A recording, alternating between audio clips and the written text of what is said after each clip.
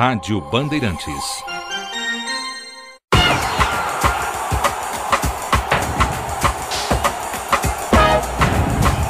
Boa noite pra você que é doido, obcecado, fascinado, roxo, maníaco, neurótico, pirado, maluco, alucinado, sem noção, tarado, fissurado, aloprado, louco, varrido, doente. Você viu que o abestalhado ainda tá sob júdice. Fanático por futebol. São jogador ainda não definiu. Não decidiu se o abestalhado pode entrar ou não. Estamos começando o nosso programa com meia hora de entrevistas, músicas, filmes, hinos, livros, curiosidades do futebol do passado e do presente. Futebol do Brasil inteiro. Futebol é com a Bandeirantes. Fanáticos. Na esquerda, quem cruzou sozinho, passa, acabou fazer, toca na área, passa essa bola! Força e mocidade, glória da cidade, que monumento é o meu querido São Bento de Sorocaba expansiva. O Fanáticos por Futebol está de volta hoje falando dos rebaixamentos, né, de clubes tradicionais da Série A2 para a Série A3, né? Nós falamos já do Marília, teve o Sertãozinho, o Rio Branco de Americana. O Branco que agora tem um rival dentro da cidade, né? O Americana que está na primeira divisão. E você vê, né, que são cidades que começam a ter rivalidades internas, né? Outro que caiu, que a gente vai falar agora, é do São Bento. E tem o Atlético tem o lá. Atlético também. E nós vamos conversar agora para falar da queda do São Bento com o apresentador do programa Esporte na Band, da Rádio Band de Sorocaba, o Lucas Pedroso. Boa noite, Lucas.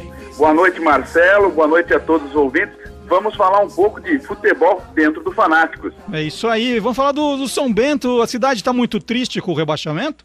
Muito triste. A cidade de Sorocaba é bastante triste. Até tem um outro clube na cidade, o Atlético Sorocaba. Mas a verdade é que a cidade de Sorocaba é azul. E o São Bento, esse ano, trouxe aí muita tristeza para Sorocaba. E eu vou falar uma coisa já de início, Marcelo.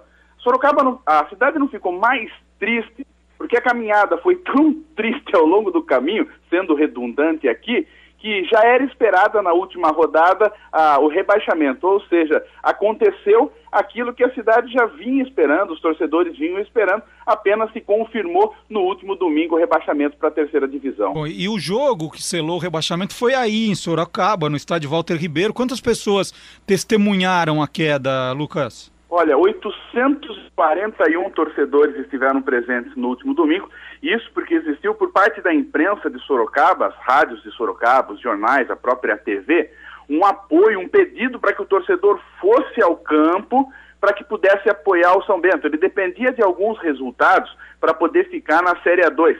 Tanto é que ele não fez a parte dele. O São Bento perdeu no último domingo para o Red Bull por 3-1, mas foi rebaixado não por questão do outro jogo, União Barbarense e Guarani, eles empataram 1-1, ou seja, o São Bento foi rebaixado porque não fez a parte dele jogando em casa. Uma vitória simples de 1-0, o São Bento até saiu na frente, fez esse 1-0, então num determinado momento no último domingo, até estava conseguindo se manter na Série A2, mas aí não teve competência e a partida terminou 3-1 com o rebaixamento. 841 torcedores acompanharam isso no estádio Walter Ribeiro. Lucas, você acha que o fato da cidade hoje ter dois clubes diminuiu a força do São Bento? Eu vejo que não. O Atlético, em termos, ele ajuda até o São Bento, porque o Atlético é um clube fechado no mundo dele, no mundinho dele, Atlético Sorocaba. Um clube com dinheiro, perto do São Bento, muito mais dinheiro, uma infraestrutura muito grande, o centro de treinamento, fazendas dos IPs do Atlético Sorocaba é cogitado até para receber aí, ser concentração de jogos da Copa do Mundo que acontece aqui no Brasil, mas o Atlético, com todos esses anos de história, é um clube que não tem torcida. É um clube que leva pouca gente ao estádio, muitas vezes leva estudantes aos estádios, escolinhas de futebol, o Atlético tem esse trabalho, o ônibus vai buscar essas crianças e levar para assistir o jogo do Atlético Sorocaba, mas essa falta de identidade do Atlético com a cidade não fez com que o São Bento perdesse força. Existe sim a comparação, tanto é que o São Bento foi rebaixado para a Série A3 neste ano de 2011 e o Atlético conseguiu se classificar para a próxima fase e é um dos bons times que hoje teria a chance de chegar à Série 1, ou seja, o ano do São Bento pode ser ainda pior para a apaixonada torcida do São Bento. Vai ser pior se o Atlético Sorocaba, no ano que o São Bento foi rebaixado para a Série A3, chegar à Série A1, aí sim eu digo para você que a torcida vai ficar muito mais triste. Hoje o sorocabano vai ficar muito mais triste com a derrota do Atlético do que propriamente com as derrotas do São Bento. Tamanho é o fanatismo pelo São Bento. E dá para dizer agora, Lucas, quais foram as causas dessa queda? O que aconteceu de errado?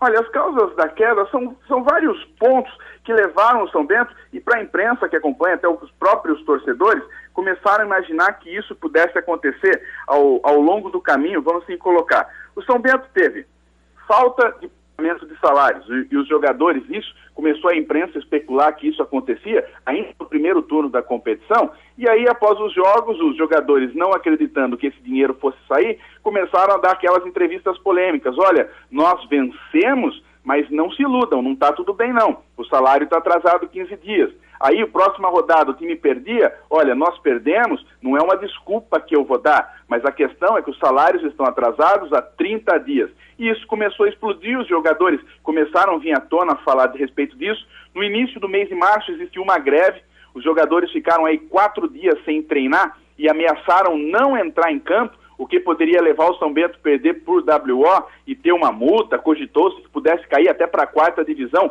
caso não entrasse em campo. A correria, o presidente Luiz Manente do São Bento e os diretores correram atrás, conseguiram levantar uma certa importância em dinheiro e, na época, pagaram 25% do salário atrasado. A torcida se mobilizou, começou a espalhar urnas pela cidade para arrecadar dinheiro, para pagar os jogadores, para que a greve acabasse e eles entrassem em campo. Ou seja, todo esse clima na equipe do São Bento, todo esse clima extra-campo, essa desorganização extra-campo, jogadores vieram a público. Numa das partidas que o São Bento perdeu, o jogador Steve, um jogador camaronês que foi contratado pelo São Bento, falou assim: olha, eu entrei em campo, mas na concentração minha esposa me ligou que ela estava sendo despejada junto com o meu filho. Ou seja, os jogadores começaram a trazer à tona toda essa situação extra-campo, que culminou com as 5 últimas rodadas do Campeonato Paulista da Série A2. O São Bento perdeu esses 5 jogos e chegou na última rodada e, como eu disse,